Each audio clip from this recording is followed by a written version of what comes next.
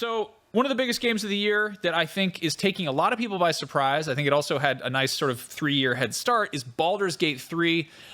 Jada, you and I have both been playing a bunch of it. Mitchell, you're playing a bit of it too, yeah? A tiny bit. I've been doing it like a D&D session with my buddy, like a weekly D&D session. So we've had our first session last week, and actually tonight I think we're doing part 2. So I'm looking forward to it. How many hours have you logged? I imagine you're still pretty early in there, yeah? Well, like 2. Okay. Have you done anything terrifically stupid yet?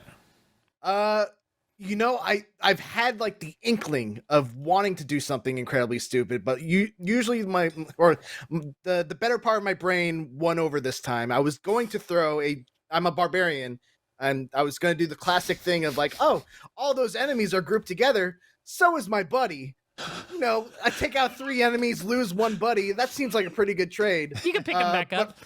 Ultimately, I decided not to do it. I didn't want to make him mad at me, but the thought was there. Jada, what about you?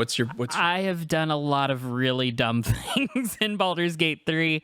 Probably the dumbest thing was I think my first or second day playing it. I found a crypt.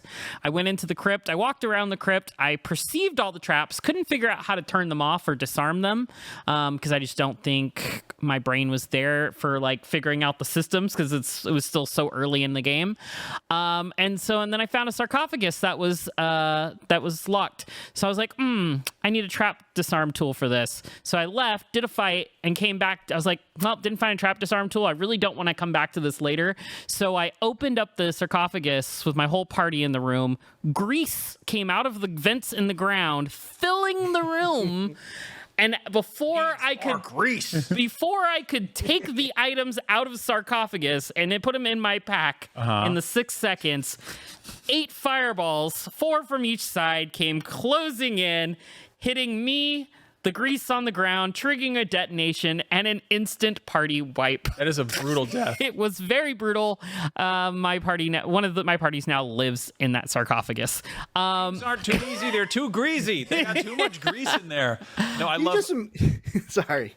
No, I was gonna say, Mitchell, you gotta look out for the grease. This grease is it's everywhere. Ryan, I watched like your eyebrows raise where we just kind of Jada casually brought this up in a meeting the other day. I feel like you've had like some very like some brushes with D&D, but I feel like you don't fully understand exactly how dumb it is and how completely how much failure is not the end. It is the beginning of so much more new stuff. Like it is the sort of that's the kind of stuff that makes me perk up and go, I want to play this game. I haven't yet, despite having been bald for about half of my life now.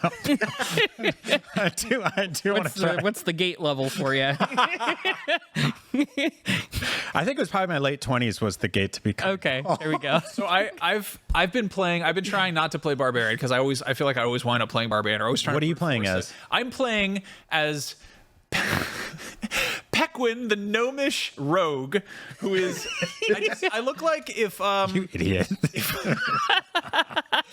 I need to point out that like there was a full year where Max would just draw drawings of this character named Corwin, who was just like a sick little British kid, and he would leave them on post-it notes all around the IGN office, and you'd open up a flap on a conference room table to plug something in and just be like, oh, you found Corwin. The man should not be let outside. Corwin is named after a kid I went to middle school with who wore a purple cape every day and insisted that he was a mage and he would try to strangle you if you disagreed with him. Really that dude's definitely playing Baldur's Gate right now. No, 100%. He's for sure. He's probably one of the 386 who finished it on the first weekend. I bet, yeah. No, but I'm playing as Pequin the Rogue, who is I was like, you know what? I'm gonna really force myself to sort of think around or talk around my problems. Yeah. I have like a 19 charisma or something. Okay. And I'm useless otherwise. I look like if you put a fake mustache on Mark Zuckerberg and then put his head on a child's body. I'm gonna let you know, Max. Charisma is not the stat you should be leveling on a rogue. Probably not. Don't tell me how to play my game. I'm not. I'm just listen. I actually love that. I love the role playing of it. Okay, and it's great. But no, so I'm having a good time. The rogue, my parents are fighting, and I'm just sitting here being like, poor Pequin. But yeah, no, Pequin is he's really good.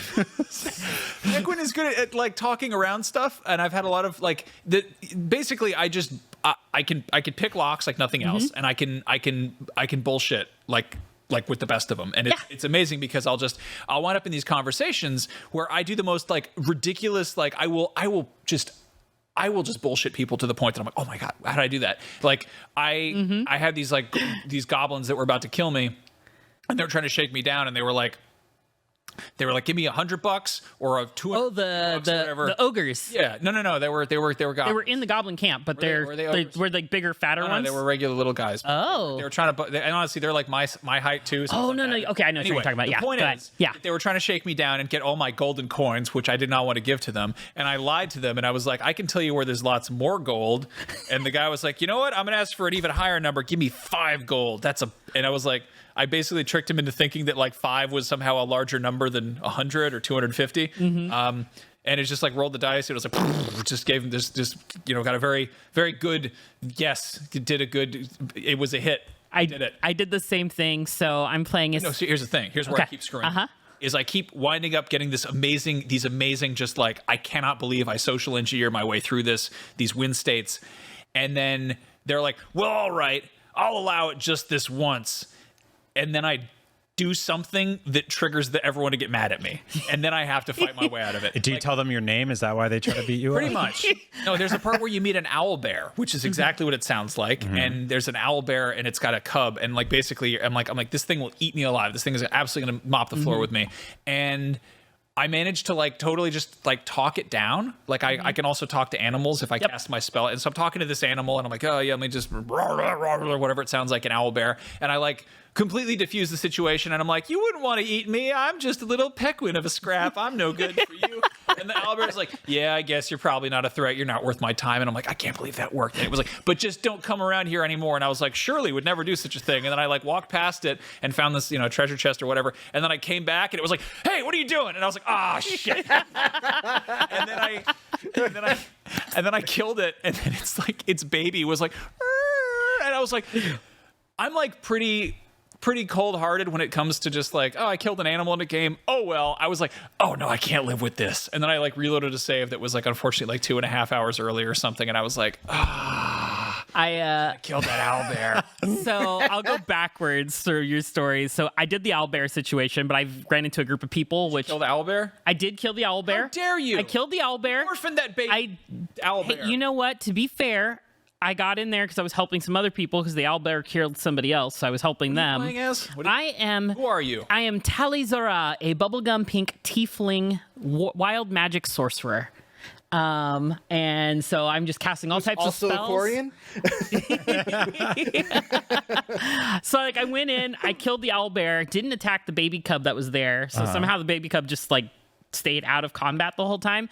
And then, but I didn't realize finishing combat would start a conversation with the baby owlbear.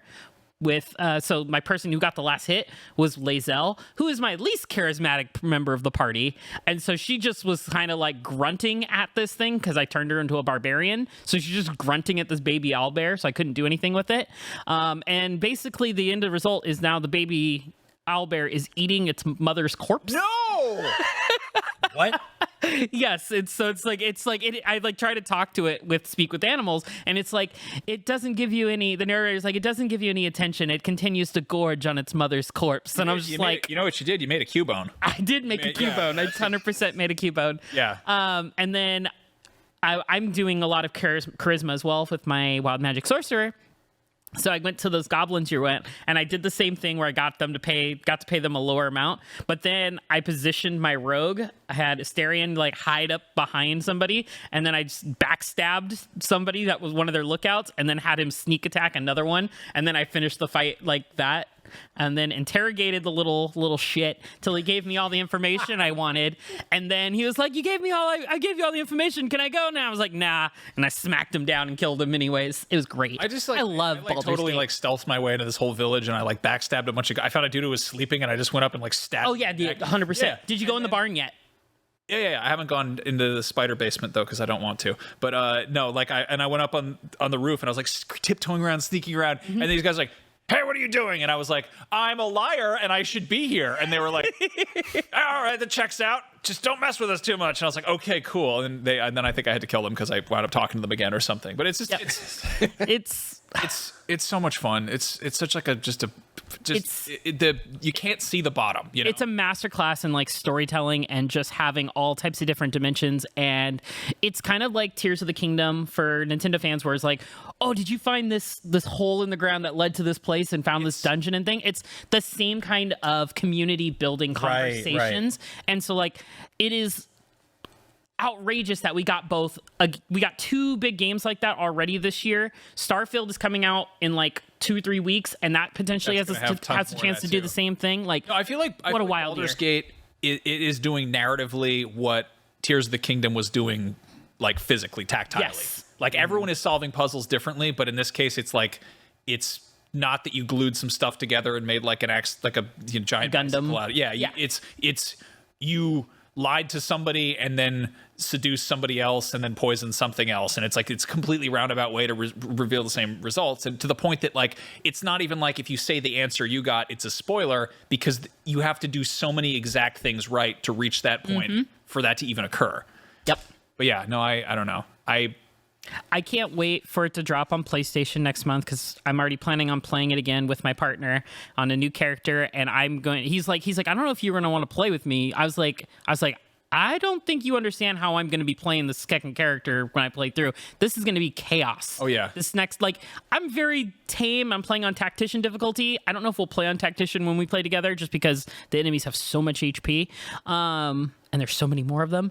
But like, I'm going to be chaotic. I'm just going to be picking up stuff and throwing things. I'm considering making like a barbarian halfling named Nom Nom Nom that just tries to eat everything. That's a good one. Like I'm just like, there's just so many weird things. So why not? Jesse Gomez from IGN's UK team posted a wonderful screenshot. And he, talked about how he's playing with his partner and how it was the screenshot. One of them is in the middle of a very serious conversation, and then Jesse's character is just wailing on the lute, just like fiddling away. And you can see in the conversation cutscene in the very background, there's just somebody just playing the lute.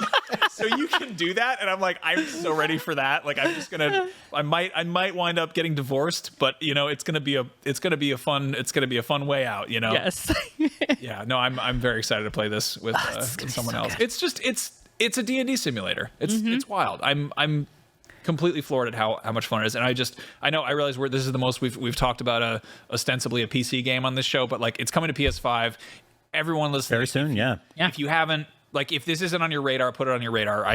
It is just something else. Even if it's like if you don't like turn-based, you don't like dice rolling in games, it just works. It feels good when you're doing it. And yes, it is a little bit slower paced than some other RPGs and stuff like that, but the payoff is worth the time invested. And that's the biggest thing, is like, give this game a chance. Yeah. Is there crossplay? Like, so there isn't crossplay between PC and PS5, but there is cross saves. Okay, yeah. And they said that the PS5 at the PS5 launch, it should be able to fully sync with your PC saves. So if you're playing on PC, you'll be able to take your character to your PS5 and play it. Awesome. No problem. Supposedly, that's what they've said. It's what, 2-player split screen co-op. 2-player split screen, I believe. 4-player.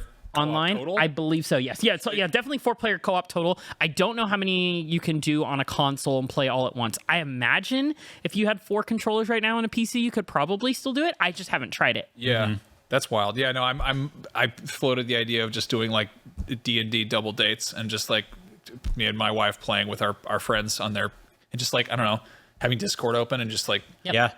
yeah. It's, I don't know. It's yeah, go for it. Yeah, I'm very excited for more people to play this, and also, I don't know, play it on my couch. I'm stoked for that. Yeah, a lot of stupid stuff you can do in that.